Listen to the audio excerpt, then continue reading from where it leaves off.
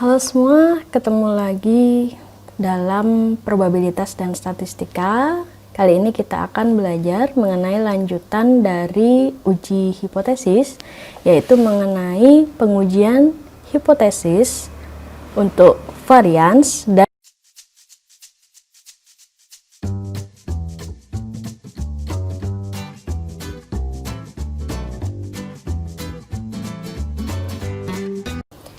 Nah, indikator dari perkuliahan week 10 ini adalah ketepatan menuliskan konsep uji mengenai satu atau dua varians serta dua rataan. Kalau kemarin kita hanya satu rataan, sekarang ada dua rataan yang kita uji.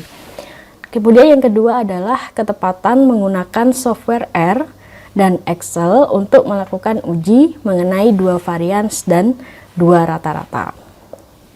Uji mengenai variansi. Nah, langkah untuk pengujian hipotesis satu variansi itu sama ya, ada 6 kemarin, yaitu menentukan H0, kemudian menentukan H1, kemudian menentukan alfa, kemudian kita harus menentukan daerah kritis dan uji apa yang kita gunakan, apakah uji Z atau T pada satu rataan kemarin. Sekarang jika kita menguji variansi satu populasi, maka kita menggunakan uji chi-square. Nah, uji chi-square ini sebenarnya nanti penggunaannya ada banyak. Salah satunya adalah untuk menguji variansi satu populasi. Nah, selain menentukan daerah kritis, maka langkah kelima adalah menguji ya, berdasarkan statistik uji ataupun berdasarkan p-value. Kemudian langkah terakhir atau langkah keenam adalah memutuskan apakah pengujian itu menyatakan terima H0 atau tolak H0. Nah, pada uji variansi atau ragam satu populasi ini atau menggunakan uji chi-square, statistik ujinya adalah N-1, di mana N adalah banyaknya sampel, ya, kemudian S itu adalah standar deviasi sampel, sedangkan sigma itu adalah standar deviasi populasi yang sedang kita uji. Distribusi chi-square yang digunakan untuk menentukan daerah kritis yaitu menggunakan chi-square dengan derajat bebas N-1. Ya, atau banyaknya sampel dikurang 1. Nah, daerah kritis ini karena distribusi chi-square itu tidak simetris, lebih condong ke kiri ya biasanya, maka statistik ujinya bukan menggunakan minus dan positif, melainkan menggunakan chi-square alfa per 2 dan chi-square 1 min alfa per 2. Artinya apa? Pada saat kita menggunakan alfa 5%, maka di bagian kanan atau batas atas dari titik kritis pengujian itu adalah chi-square 0,025, sedangkan di bagian kiri kalau kita menggunakan uji dua sisi, maka di sini adalah chi-square 1 dikurangi 0,025, artinya adalah 0,095. Tentunya yang di tengah ini adalah daerah terima H0 dan yang di kanan ataupun di kiri ini adalah daerah tolak H0. Apabila ujinya satu sisi sebelah kiri ya tetap ya. Jadi di sini langsung kita pakai chi-square 1 min alfa. Apabila ujinya satu sisi sebelah kanan, maka kita langsung juga menggunakan di sini chi-square alfa. Ya, ingat ini adalah untuk H1-nya yang memuat tanda kurang dari, di sini tolak H0, di sini terima H0. Ya, sedangkan untuk yang tengah ini digunakan untuk yang H1-nya adalah tidak sama dengan, dan yang ketiga ini digunakan untuk yang H1-nya lebih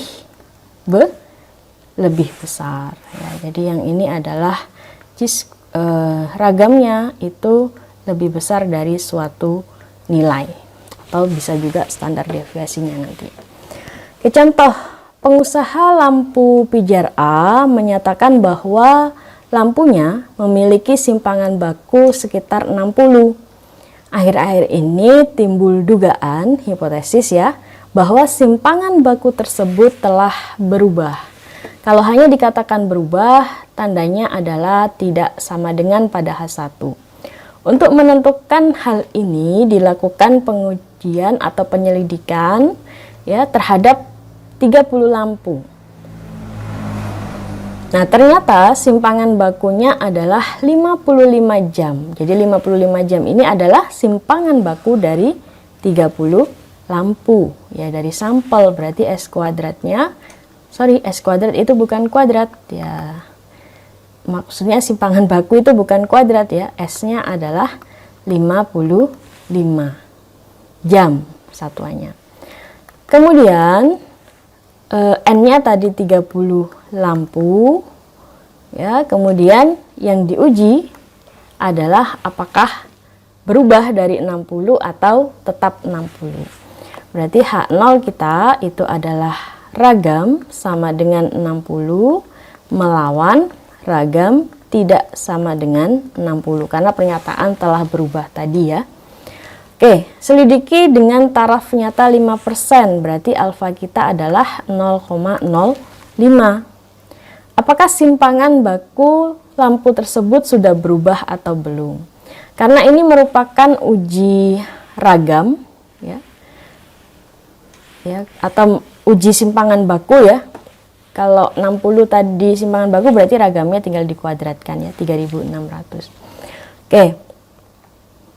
Nah, karena ini adalah uji ragam atau uji simpangan baku, maka kita menggunakan statistik ujinya atau titik kritisnya itu adalah menggunakan chi-square. Nah, chi-square berapa? Lihat, ini adalah uji dua sisi, maka kita membagi daerahnya penolakan di sebelah kiri dan di sebelah kanan. Chi-square berapa? Chi-square 0,05 dengan derajat bebas N-1 yaitu 29.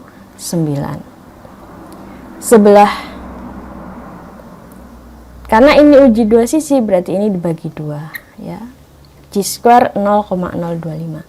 Sebelah kiri berarti chi-square 0,975 dari mana 1 min 0,05 bagi 2 ya, 1 min 0,025 dengan derajat yang bebas yang sama yaitu 29.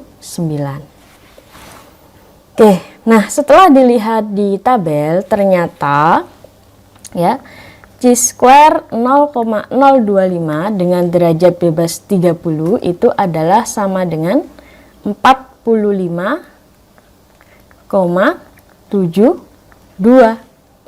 Sedangkan yang chi-square 0,075 dengan derajat bebas 29 itu adalah 16,05. Ya, ini sama ya, H0-nya adalah ragamnya sama dengan 60 kuadrat 3600, H1-nya ragamnya tidak sama dengan 3600 dengan alfa 0,05 derajat bebas 29 diperoleh ya chi-square 0,025 adalah 45,72 dan chi-square 0,975 adalah 16,05. Maka daerah yang di tengah ini adalah terima H0 dan daerah yang hijau itu adalah daerah tolak H0. Saat kita menghitung statistik ujinya ya, jadi chi-square hitungnya itu adalah sama dengan N-1, 30 min 1 ya, S kuadratnya adalah 55 kuadrat dibagi 60 kuadrat. Ya, maka di situ kita akan mendapatkan titik, dihitung dulu ya, 24,36 ya. Kita lihat lagi ke daerah ini. Di sini adalah 16,05 titik ini, kemudian di sini adalah 45,72. maka titik 24,36 berada di antara 16 dan 45, ya sekitar di sini 24,36. Nah, maka pastinya ini merupakan berada di daerah terima H0. Oke. Nah, terima H0 jika chi-square-nya antara ini tadi ya 16,05 ya, dan antara 45,72. Maka karena chi-square-nya adalah 24,36 jatuh di antara 16,05 sampai 45,72, maka H0 diterima. H0-nya tadi apa? Bahwa ragamnya sama dengan 3600 atau standar deviasinya masih 60. Kesimpulan, hipotesis bahwa standar deviasi atau simpangan baku adalah 60 jam diterima dengan resiko 5% akan terjadi penerimaan hipotesis bahwa simpangan baku kuadrat atau ragamnya adalah 60 kuadrat sama dengan 3600 jam atau tidak berubah atau tetap. Nah, jika kita pakai p-value ya, maka dinyatakan dengan warna merah muda ini ya, dimana p-value-nya itu sebenarnya kita dapatkan dari peluang chi-square kurang dari titik 24,36 ya, dengan derajat bebas adalah 29.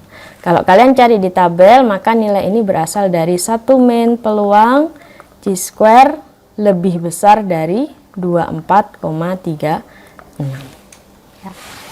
Oke, ini biasanya bisa digunakan pakai Excel atau R ya, karena di tabel kita sangat terbatas. Oke, latihan uji variansi ya. Pengusaha lampu pijar A menyatakan bahwa lampunya mempunyai simpangan baku 60 jam.